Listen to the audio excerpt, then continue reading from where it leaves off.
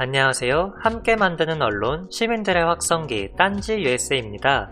검찰의 조국 전 법무부 장관을 향한 저격형 억지 기소 등 웅동학원 관련 판결에 관해서 함께 알아보도록 하겠습니다. 기술개발 컨설팅 회사 데브퀘스트의 대표이신 박지훈 대표님의 글로 정치 시사 확성기 시작하겠습니다. 지난 금요일인 9월 18일 조국 전 장관 동생의 웅동학원 관련 1심 판결이 있었다. 다들 아시다시피 검찰이 주력으로 밀어붙였던 본건 사건에서는 전면 무죄가 나오고, 다만 본건 사건과 별개로 검찰이 별건 수사로 찾아낸 채용비리 혐의들 중 일부에만 유죄 판결이 나왔다.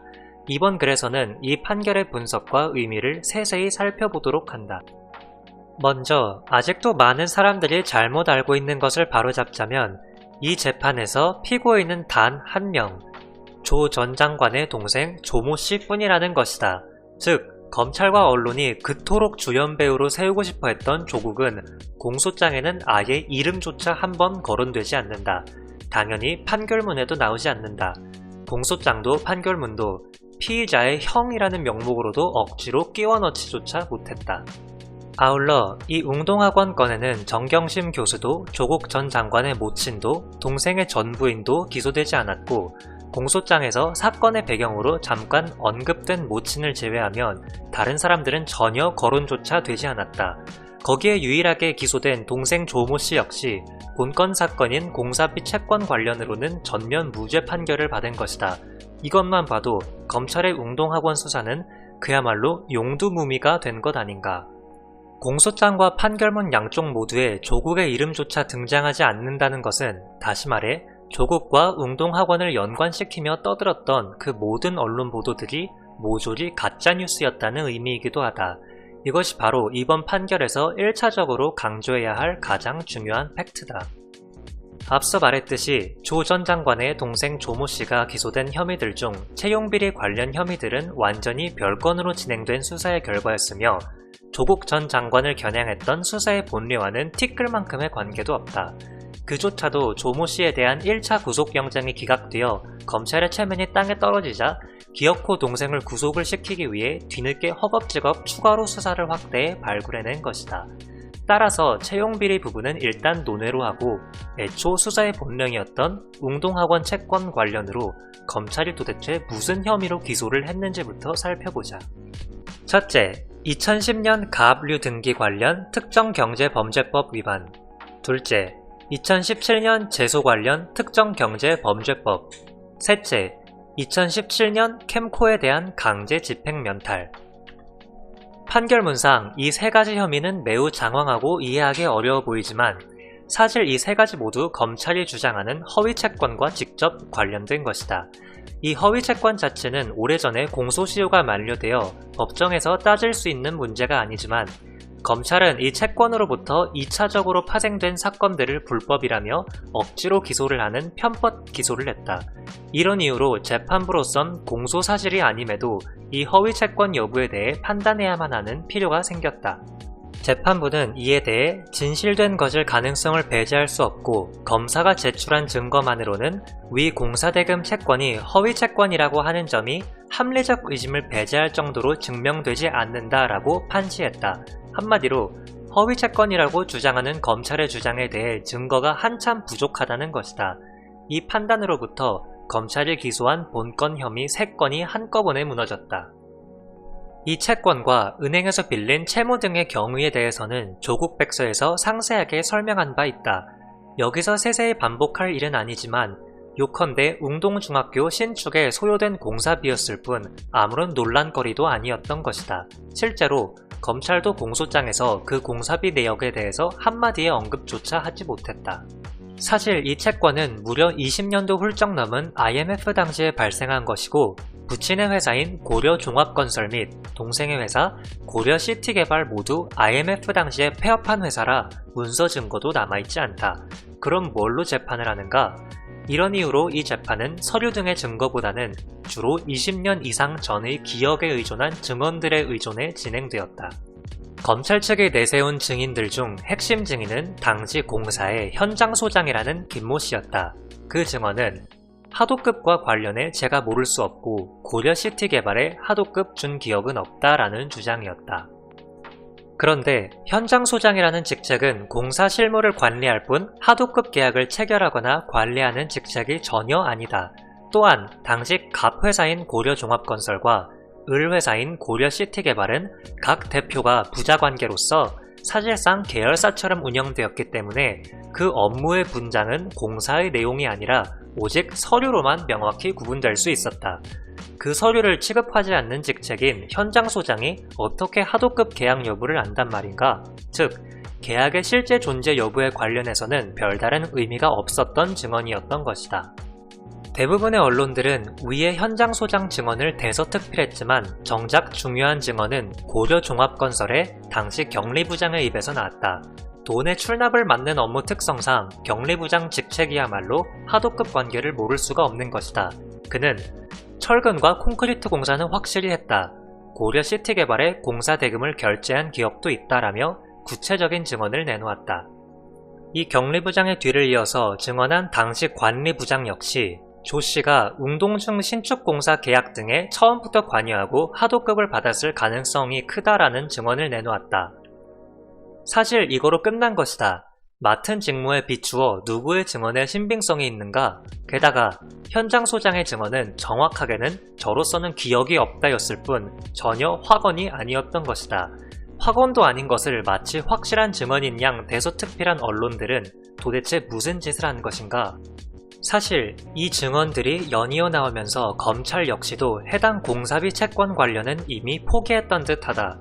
판결 이후 이 부분에 대한 반응이 거의 나오지 않는 것을 보면 말이다. 세부 혐의들에 대한 공소사실과 그 각각에 대한 재판부의 판결들을 확인해보면 더욱 기가 막힌다. 첫 번째 혐의인 2010년 가압류 건은 동생 조모 씨가 이 채권을 담보로 돈을 빌려 쓴 건으로 웅동학원에 가압류가 걸렸던 건인데 기가 막히게도 검찰은 가압류가 걸리는 과정에서 동생 조모 씨가 저지하지 않았다고 배임이라며 기소했다. 그런데 가압류란 원래 채무자 모르게 신속하게 하는 것이다. 그래서 가압류를 신청하는 과정에서 채무자가 그 사실을 알 수 없고 채무자로선 이미 가압류가 확정된 후 송달을 받아봐야만 아는 것이다. 원래 법원이 채무자에게 사전 경고 등으로 알려주지 않는다. 그런데 검찰은 조모 씨와 웅동학원이 사전에는 알 수 없었던 가압류를 사전에 막지 않았다고 배임이라 주장한 것이다. 재판부는 판결문에서 이런 억지 논리를 조목조목 따지며 배척했다. 두 번째 혐의는 2017년의 채권 연장 소송이다. 애초 이 채권은 1997년 당시 발생한 공사비 채권인데 민법상 채권은 10년 후엔 소멸하게 되어 있어서 그 채권의 보존을 위해 대법원 판례에 따라 10년마다 채권 확인 소송을 해서 시효의 연장이 가능하다. 조모 씨는 2006년에서 2007년 사이에 1차 그리고 2017년에 2차로 채권 연장 소송을 해서 승소했는데 검찰이 기소한 이 혐의는 2차 소송에서 조모 씨가 웅동학원의 사무국장으로서 소송에 변론을 하지 않아 배임이라는 것이다. 하지만 이 역시 최초 채권이 허위가 아니라면 배임이 성립하지 않는다.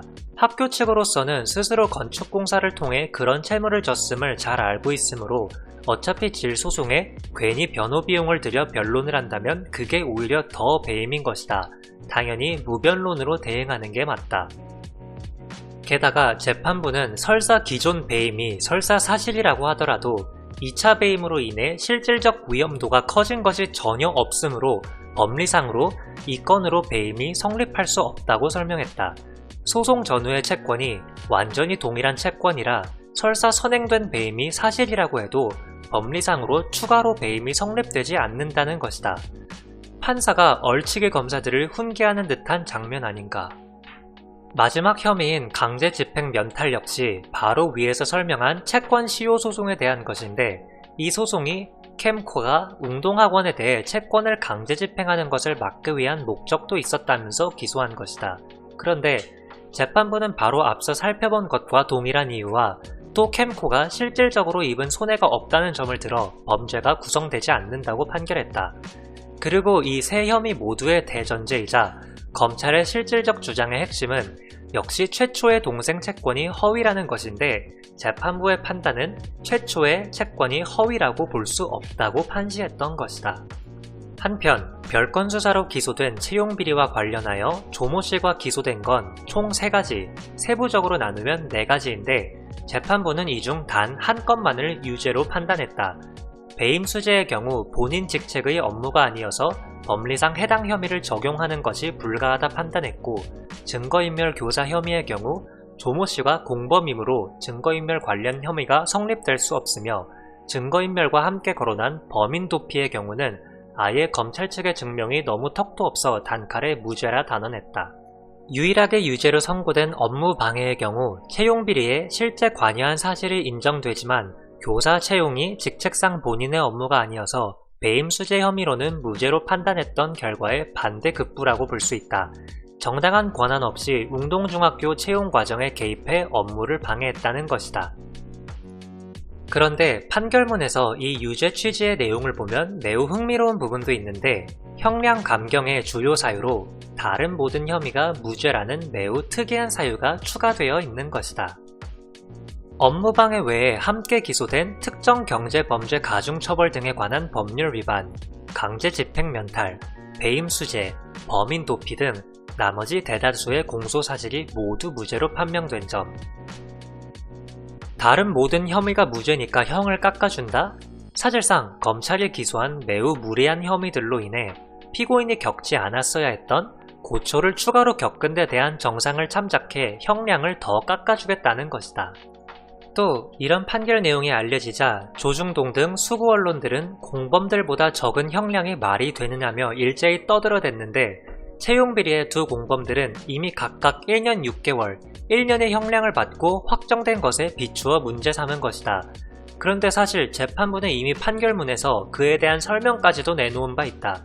어떻게든 꼬투리를 잡고 싶었던 수구 언론들은 못 본 척 무시해버렸지만, 재판부의 판결에서 선고된 형량은 우리 재판부와 달리 관련 배임 수재를 유죄로 보는 전제에서 정해진 것이어서 피고인에 대한 형을 양정함에 있어 이를 그대로 반영해서는 안 된다는 점. 즉, 조모 씨의 경우 직책이 재단 사무국장으로서 교사 채용이 본인의 담당 직무가 아니어서 법리상 배임 수재에 해당되지 않는데, 다른 두 공범들은 교사로서 채용 관련 업무가 직무에 해당될 수 있기 때문에 같은 공범 관계라고 해도 판단이 다를 수 있다는 설명이다. 몇 가지 첨언하자면, 검찰을 출처로 하는 것으로 보이는 조중동을 비롯한 언론 보도에서는 주소지가 같은 곳으로 되어 있었으니 동생 회사는 페이퍼 컴퍼니가 틀림없다고 주장하는데, 그건 전혀 사실이 아니었다. 팩트는 두 회사는 한 건물에 1, 2층에 각각 입주해 있었다는 것이다. 다양한 경로로 확인된 바로는 당시 부산 문현동에 있었던 2층 건물에서는 고려시티개발은 다른 회사와 함께 1층에 있었고, 고려종합건설은 2층을 홀로 다 쓰고 있었다. 한 건물에 입주한 수많은 회사들 중 오직 가장 큰 회사만이 진정한 회사이고 나머지는 다 페이퍼 컴퍼니인가? 동아일보와 채널A는 같은 건물에 입주해 있으니 채널A도 페이퍼 컴퍼니인가? 건설사들에는 이런 계열사들이 딸린 경우가 부지기수이고, 일정 규모 이상의 기업에서는 매우 흔한 일인데 그 계열사들도 모두 페이퍼 컴퍼니일까? 또한 고려종합건설의 대표로서 웅동학원의 이사장도 역임한 조변현 씨는 이번 웅동학원 논란이 불거지는 과정에서 의외의 사실이 알려지기도 했다. 조변현 씨가 건강 문제로 이사장에서 물러난 이유인 2010년 이사회 회의록에 따르면 학교 재정이 열악해지자 장기간 학교에 부과되는 재산세도 개인 돈으로 내어왔고, 건강이 안 좋아진 이유에도 학교 일 때문이라는 평이 있었던 것이다. 사실 조변현 씨와 그 일가는 맞지 않았어도 됐을 소규모 사학재단을 지역 주민의 간곡한 호소로 떠맡았고, 재정이 좋지 않은 학교에 사재를 많이 털어넣으며 학교를 되살리고도 하필 학교 이전 공사가 IMF 시기에 결쳐져 그 공사 완료 즈음에 회사가 부도가 나고 가문까지 함께 재정적으로 몰락한 결과를 맞았다. 그러고도 다시 이런 기괴한 혐의로 엉뚱하게 언론들의 공격까지 받은 것이다. 애당초 이 사건을 검찰이 기소한 경위부터가 조국 전 장관에 대한 저격성 의도 외에는 다른 아무런 목적을 찾을 수가 없다. 근거 서류조차 찾을 수 없는 23년 전 폐업한 회사들과 관련해 허위 공사 채권이라면서 기소를 하는 것이 말이나 되는가? IMF 직후 폐업한 회사에 대해 최근에야 수사를 개시한 사례가 이 웅동중학교건 외에 단 하나라도 있을까? 공소시효 문제로 기소 자체가 불가능한 것을 그 채권으로 파생된 이후의 사건들을 문제 삼아 억지 기소를 한 것이다. 채용비리 유죄건과 관련해서는 두 가지 중요한 사법적 상식을 다시 짚고 넘어가지 않을 수 없다. 그 누구도 범죄 하나가 있다고 해서 짓지도 않은 범죄의 책임까지 감당해서는 안 된다는 것이다. 더 나아가서 별건 수사의 문제점에 대해서도 다시 강조하지 않을 수 없다. 애초 이 수사는 조국 전 장관을 몰아세울 목적으로 시작된 것이 조 전 장관의 관련성이 전혀 발견되지 않자 동생으로 불똥이 튀었고 기어코 구속과 유죄 판결을 얻어내기 위해 탈탈 털어댄 결과 발견된 범죄라는 점이다. 검사들이 흔히 별건 수사를 정당화하는 논리는 본건 수사가 벽에 막혔을 때 돌파구를 열기 위해 별건 수사로 압박한다는 것이다. 하지만 그조차도 본건 수사의 성과를 얻어내기 위한 방법론적인 측면으로서의 변칙이다. 반면 이 웅동학원 사건의 경우 본건 사건은 아예 전면 무죄에 별건 혐의에서만 유죄가 나왔다. 즉, 통상적인 별건 수사의 명분조차 전혀 통하지 않는 기막힌 사례인 것이다. 검찰이 단골로 내세우는 최소한의 명분조차도 전혀 성립되지 않는 이 억지 수사, 억지 기소, 억지 재판을 검찰은 도대체 어떤 논리로 정당화할 수 있을까? 죄가 나올 때까지 무한정 수사를 확대하면 마지막까지 죄가 나오지 않을 사람이 얼마나 될 것인가? 그것도 공소시효 따위는 다 무시해버리고 10년, 20년을 넘어 끝도 없이 수사를 확대해버리면 어떨까? 이런 식으로 나올 때까지 판다는 끝장 수사를 견딜 수 있는 사람이 과연 얼마나 될까? 이런 이유로 윤석열 검찰의 웅동학원 수사는 조국 사태 전체와 별개로 이 수사 자체만 보더라도 검찰개혁을 꼭 이루어내야만 하는 이유를 증명하는 중요한 사건인 것이다. 네, 여기까지 오늘 시민의 목소리였습니다. 검찰의 말도 안 되는 억지 기소를 통해 아직 그들의 힘이 건재하다는 것을 볼 수 있었습니다.